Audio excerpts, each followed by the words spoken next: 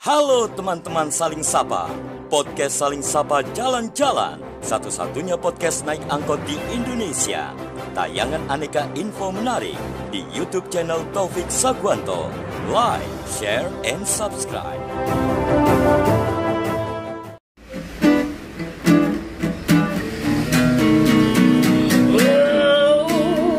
Jangan sedih, jangan muram, berikanlah sebuah senyuman. Ikutlah denganku kawan, podcast Saling Sapa Jalan-Jalan. Halo teman-teman Saling Sapa, podcast Saling Sapa Jalan-Jalan, edisi podcast angkot. Ngangkot seru bareng tokoh yang sekarang lagi banyak dibahas. Langsung saja kita sambut the one and only Gus Wadi. Ya, selamat pagi Mas. Asik pagi Gus. Ngomong nyantai Gus ya, podo-podo rek nomor Gus. Siap. Jadi dengar jenengan memang langsung aku siap N2. Kenapa N2? Ya, kita asumsi kita ya. Sik nom iki butuh banyak belajar, butuh banyak pengalaman. Oke. Kemarin kita punya kesempatan untuk belajar 5 tahun sebagai anggota DPRD. Oke, termuda Gus G. Termuda enggak, cuma salah satu yang muda. Masih ada Mas Gagah di bawah kita. Oh, ada ya, G. Gagah itu dari Brawijaya waktu itu ya baru semester 6 atau 8 ya. Masih kuliah malah G. Artinya banyaknya lebih muda. Ini sebenarnya hal yang menarik di kota. Menarik Gus. Jadi sebenarnya muda itu bukan alasan belum mateng ya Gus.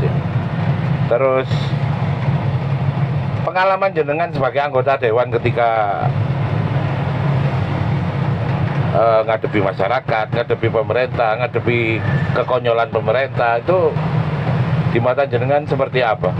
Ya kita kan ya macam-macam orang begitu kan. Karena jenengan ngawasi, pasti ada kekonyolan yang pasti nggak lepas dari bidikan jenengan. Ya kalau ada hal-hal yang konyol ya tetap kewajiban kita sebagai pengawas mengingatkan semampu yang kita bisa. Karena ada kalanya orang diingatkan tapi tetap dablek kan ono. Ada, dablek itu ada Gus. Nggih. Cuma memang kita tetap jalankan tugas pokok fungsi kita, pengawasan. Nggih. Berusaha ngasih masukan yang positif dengan apa yang diharapkan oleh masyarakat. Banyak hal lah saya pikir di Kota Malang ini yang perlu diperbaiki. Kita tidak ngomong yang kemarin kurang, tapi masih banyak yang perlu diperbaiki ke depannya. Dalam artian larek nom ya gampang puas ya Gus ya. Sebagai apa ini? Kalau bahasa Arabnya kan subhanul yaum rijal ghad kan begitu. Jadi pemuda hari ini itu adalah masa depan bangsa. Pemimpin di masa depan. Di masa yang akan datang. Jadi kita harus meyakini bahwa yang muda ini ketika diberikan kesempatan juga harus bisa membaktikan dirinya secara maksimal. Nah, yang sering terjadi Gus, kan kritik terbaik itu adalah kritik terhadap diri sendiri. Kritik jenengan selama ini yang terjadi di pemerintahan, terus terjadi di sesama teman-teman anggota dewan apa Gus? Kritik apa ya? Lebih banyak ini ya, berdebat hal-hal yang nggak penting mungkin ya. Berdebat terhadap hal yang nggak penting. Untuk teman-teman anggota dewan kadang gitu ya. Secara esensi wis ketemu tapi wis seru solusine tapi sih terus didebat loh. Jadi misalkan tentang Surabaya itu bisa lewat tol ini enggak, lewat ngisor. Diuter-uter ya. Jadi gak tambah nyampe cepet tuh begitu. Oke. Nah, ini keren. Kalau pemerintah Gus yang jenengan awasi? Kalau pemerintah ya enggak jauh dari seputar anggaran. Karena anggaran ini kan amanat rakyat kan begitu. Jadi jangan sampai kemudian anggaran ini tidak dipakai untuk kegiatan-kegiatan yang hanya tidak formalitas perlu. Oke, formalitas cuman protokoler sama ya urusan ya formalitas saja Gus ya. Keren. Nah ini teman-teman, ini salah satu inspirasi bahwa anak muda itu ketika diberi kepercayaan, meskipun silent itu mereka observer, jadi mereka tetap ini. Ada waktu untuk belajar lah ya. Iya betul Gus. Terus jenengan melihat karena jenengan anak muda dan jenengan pemilih di Malang ini bisa lebih dari 50% itu anak muda Gus. Anda punya nggak yang bisa ditawarkan ke teman-teman mungkin milenial kayak jenengan atau Gen Z yang lebih muda? Apa yang pengen, karena Gen Z ini terkenal indah tapi seperti stroberi, indah tapi gampang busuk, lemah, terus gak mau repot. Menurut jenengan pripun dengan generasi stroberi ya? Yes. Lah, kalau saya sih ya, karena memang dunianya sudah begini ya. Dunianya sudah begini. Jadi yo kita harus mengupayakan hal-hal yang kira-kira bisa menarik minat mereka. Harus ada pancingan yang membuat Harus mereka ada minat. trigger supaya mereka minat. Oke. Untuk apa? Untuk mengembangkan dirinya. Oke. Kan begitu. Jadi problem utama di Gen Z ini kan mentality mungkin ya.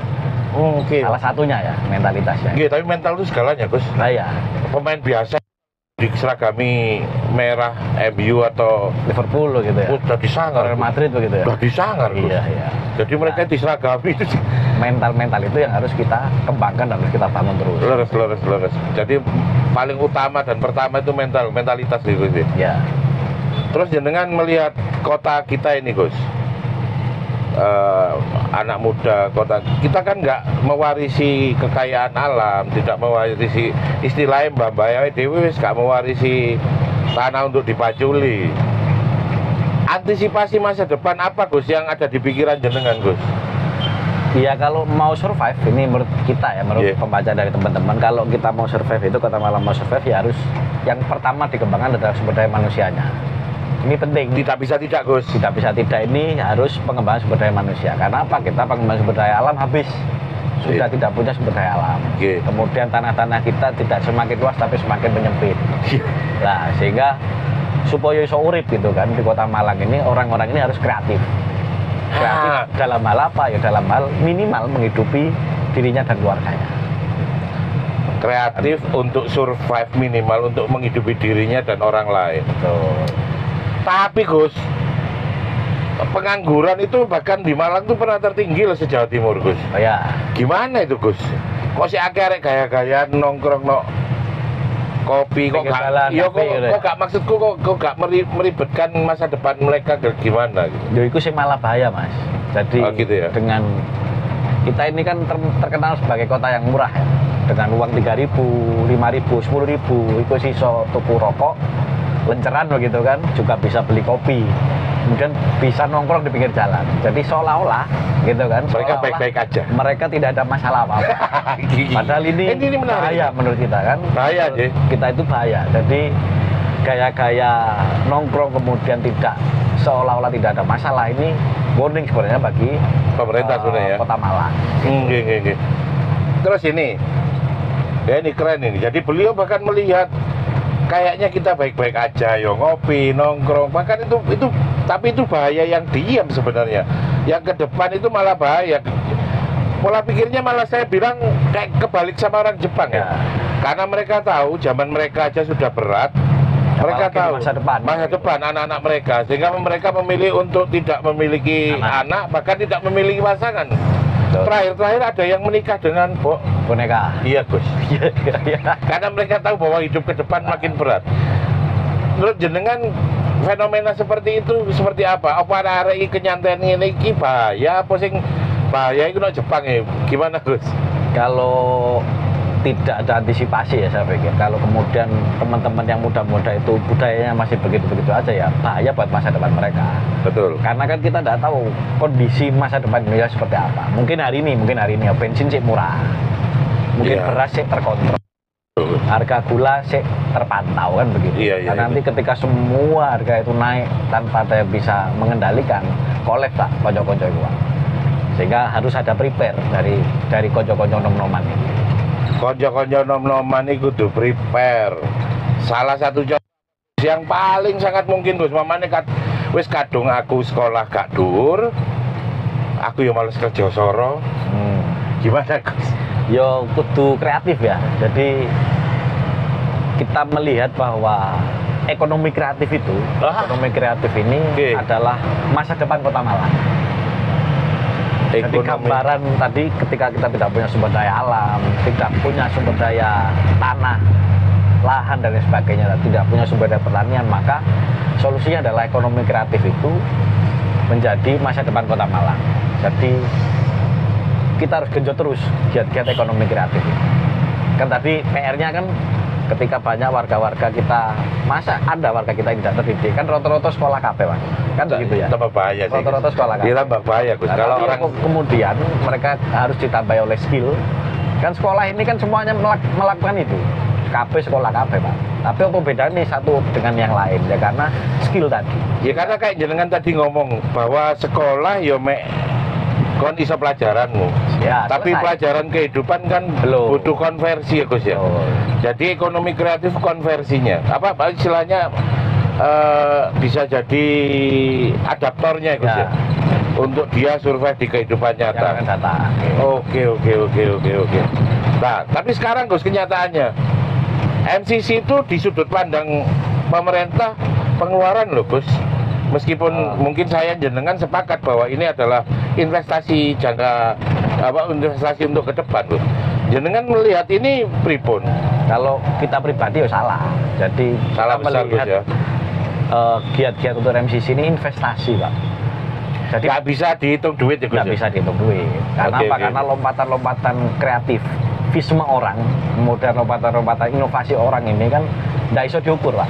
Kan nggak gratis, Gus ya, ada biayanya, Gus ya. Pasti lah. Iya. Ya sama, kita mau sekolah skill lah, Pak. Oh, iya, Sekolah Gus. public speaking, Iya, Gus ya. sekolah apapun itu mesti bayar, Pak. Sing gratis sih ilmunya biasa-biasa aja. Tapi yang bayar ini kan pasti ada yang spesial kan begitu. Betul, Yang betul. tidak dimiliki oleh yang lain. Nah, trigger-trigger ini yang harus dilakukan oleh pemerintah. Jadi pemerintah tidak boleh menganggap misalkan di MCC itu pengeluaran. Iya, kita tahu bahwa itu pengeluaran, tapi harus kita niati bahwa ini adalah investasi untuk konco-konco nom-noman di Kota Malang. Jadi nggak boleh lagi takut bahwa kapan iki dimanfaatkan oleh warga itu akan merugikan negara, Gus ya. Kalau asumsinya seperti itu salah gitu. Ya namanya investasi itu kan ya pasti keluar duit lah.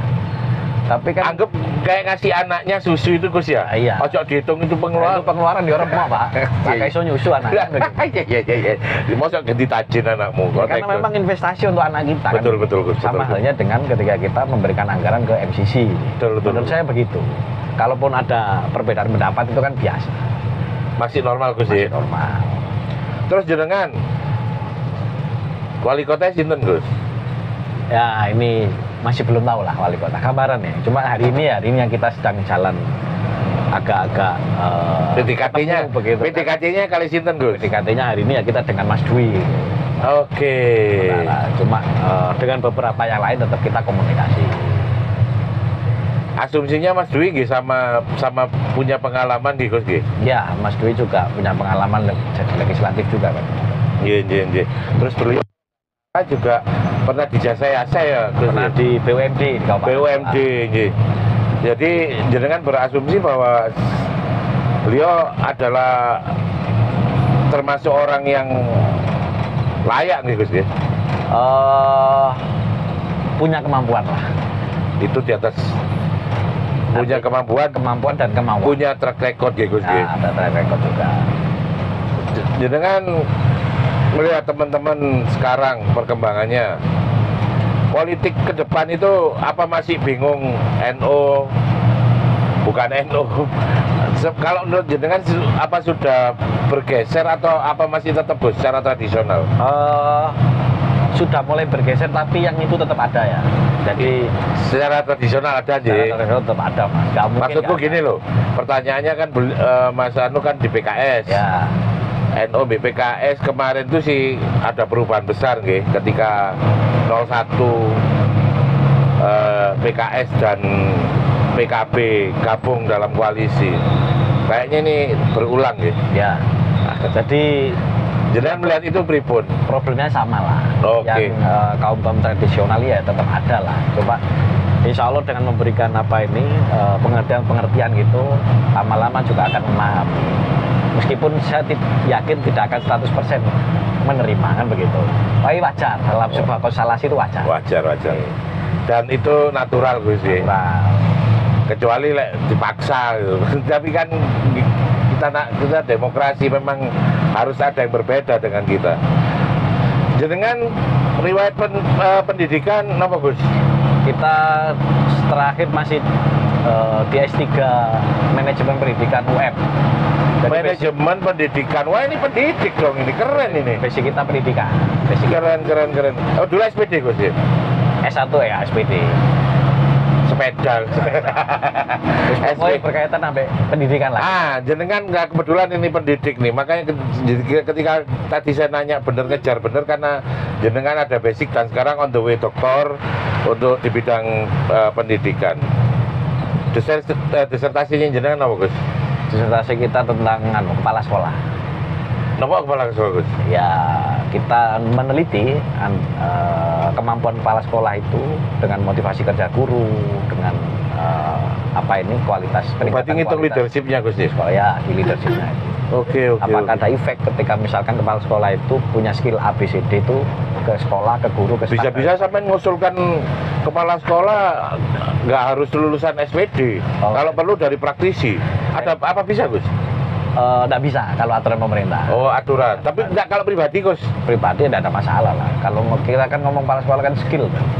Kalau skill ini kan ya itu tadi tidak ada di bangku kuliah Pak. Adanya di bangku masyarakat kan begitu.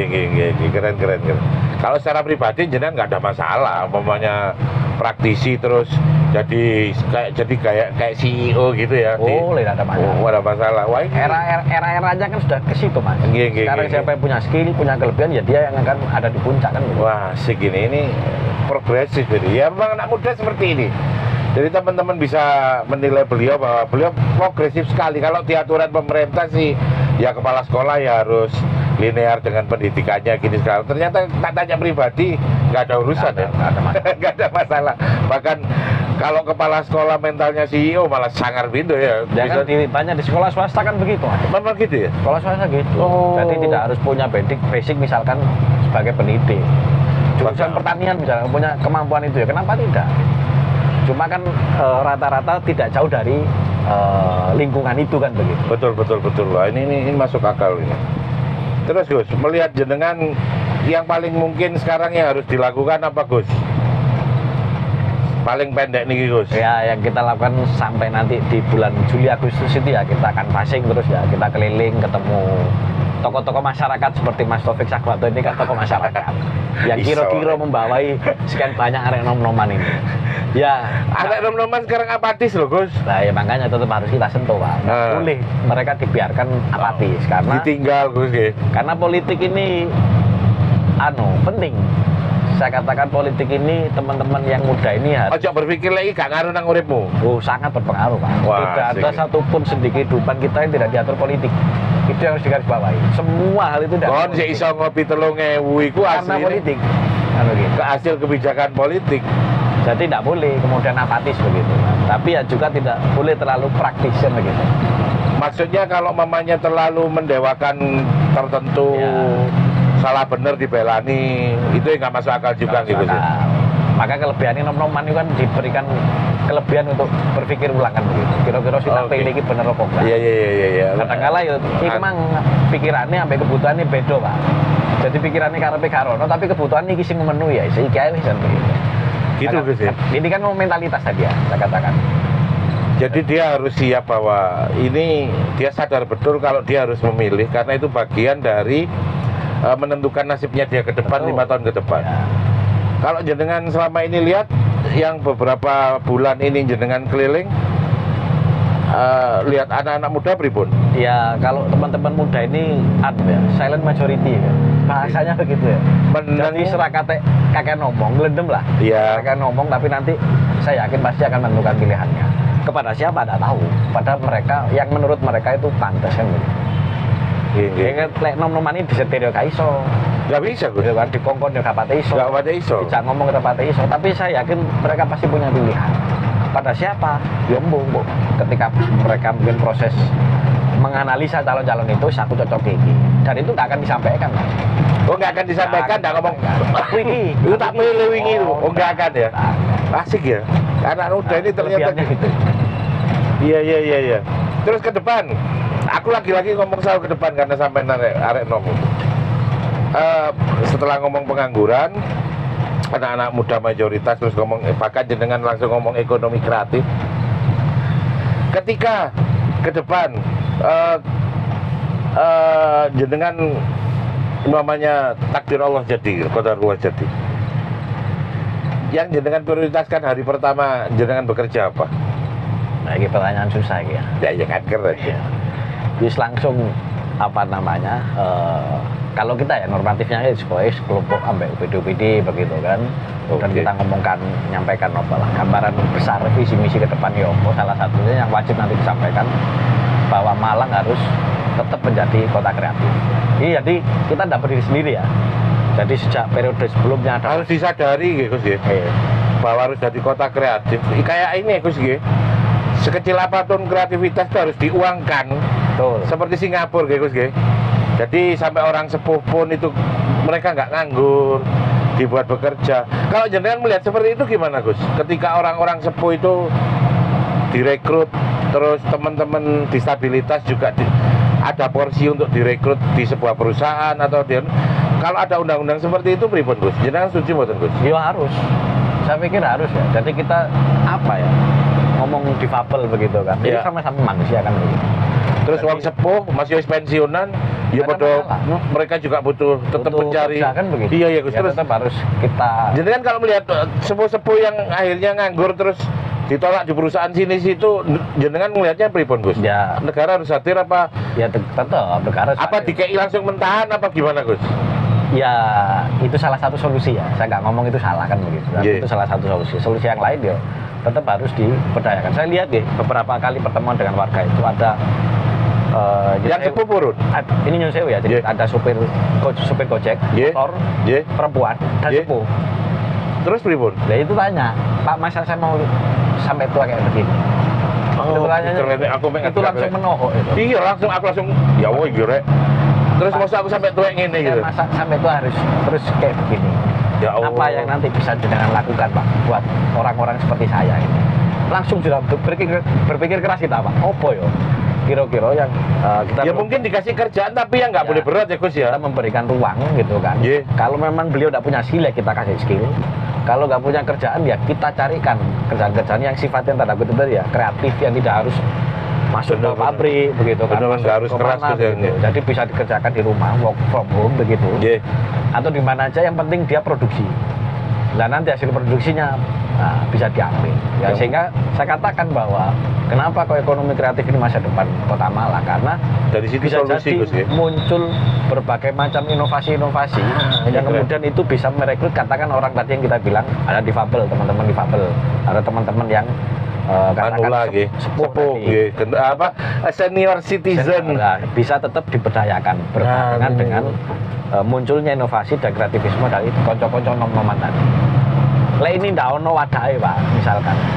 Kita ngomong MCC ini kan tempat berkumpulnya para pelaku, teman-teman muda kan gitu.